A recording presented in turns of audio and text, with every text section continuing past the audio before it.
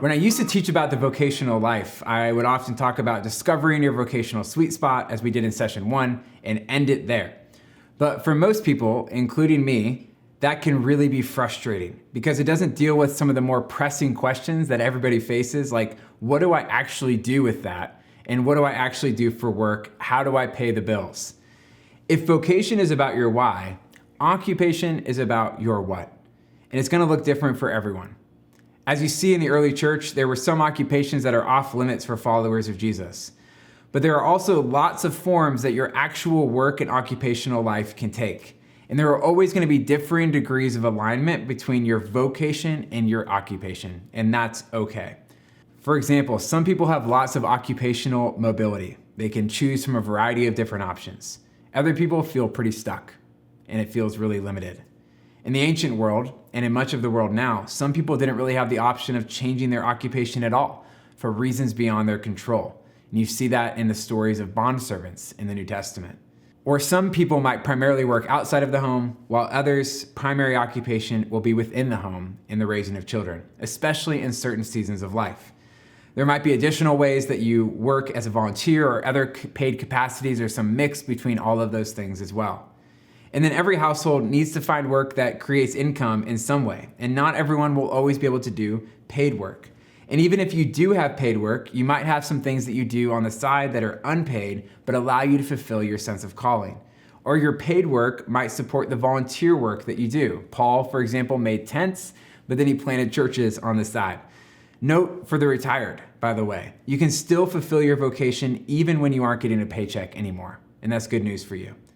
No matter what form your work takes, the Bible is less concerned with what you do and more concerned with how you do your work. Because even if you don't have much control over what you do, you always have control over how you do your work.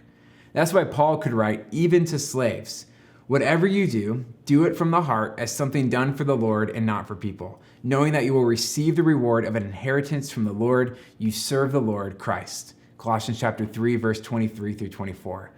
Or listen to what Dallas Willard says. But once again, the specific work to be done, whether it is making axe handles or tacos, selling automobiles or teaching kindergarten, investment banking or political office, evangelizing or running a Christian education program, performing in the arts or teaching English as a second language, is of central interest to God. He wants it well done. It is work that should be done, and it should be done as Jesus himself would do it. So no matter how much alignment there is between your God-given vocation and your daily occupation, how would Jesus himself do your job, whatever it is? It can be summed up in 3 simple rules that you can apply no matter what occupies most of your time. First rule, do good work. Work is inherently good. It existed before sin entered the world. God placed us in the world to work it. And no matter what you're doing, you want to make sure that you are doing it to the best of your ability. And that requires constant practice.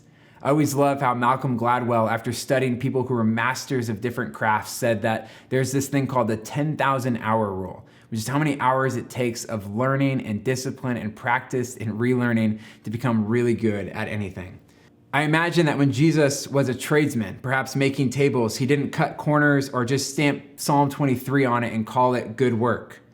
Dorothy Sayers, in her famous essay, Why Work?, says it this way. She says, the church's approach to an intelligent carpenter is usually confined to exhorting him not to be drunk and disorderly in his leisure hours and to come to church on Sundays. What the church should be telling him is this, that the very first demand religion makes upon him is to make good tables. It's a reminder that simply doing good work with excellence can be a good witness to those around you. Second rule for work, do hard work. Work that really matters will often have challenging and difficult seasons that require you to work hard at it. But these are the seasons of work where God will do most of his work on you.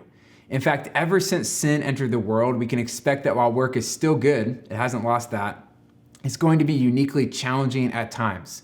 And it can feel what Genesis 3 calls toilsome rather than fulfilling. But as Paul writes, he says, still work at it with all your heart. Keep going, even when it's difficult, because that's where some of your best work might be done. And then the third rule for work is this, rest from work.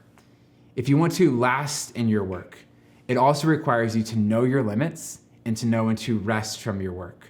The Bible does not tell us to work 24/7. The only time you see that is when they were stuck in Egypt. What we're told to do is to practice a Sabbath, a 24-hour period each week when you do no work. I love how Eugene Peterson sums up the Sabbath. He calls it a day to play and to pray. It's something that God himself modeled in Genesis chapter 1 and 2, where he had this moment where after creating everything, he looked back on it and said it was very good, and then he rested from the work of creating. It's something that God commanded Israel to do after coming out of a work culture that required them to work 24/7, 365, and it's something that he invites you to do as well. But it's not gonna happen by accident. It's something that you have to put in the calendar until it begins to happen by default. My family, for example, has been doing this ever since our kids were born. And we'll often kick off our Sabbath by making some homemade sourdough pizza, we'll light a candle, and then we'll ask 2 questions in our Sabbath journal. We ask, what are you proud of this week? We want them to look back and say, what is work that you did really well that you're proud of? And then we say, what are we praying for this week? And then we pray for some of those things. And then for the next 24 hours, we try to just do things that we enjoy. And sometimes, I'll be honest, the occasional house project, because we're not legalist about this. All right, so here's those 3 rules. Do good work, do hard work, and rest from work. And over the course of your life, do what you can as opportunities allow to do the right work that's increasingly aligned with your vocational sweet spot, what Gordon T. Smith calls a life of congruence. Or, as Paul says to Timothy, fan into flame the gift of God that is in you. So what's one step you can take starting this week toward the vocational life you're made for? As we close, I want to return to Jesus' vocational life. He fulfilled his vocation, which frees you to pursue your vocation without anxiety and pressure.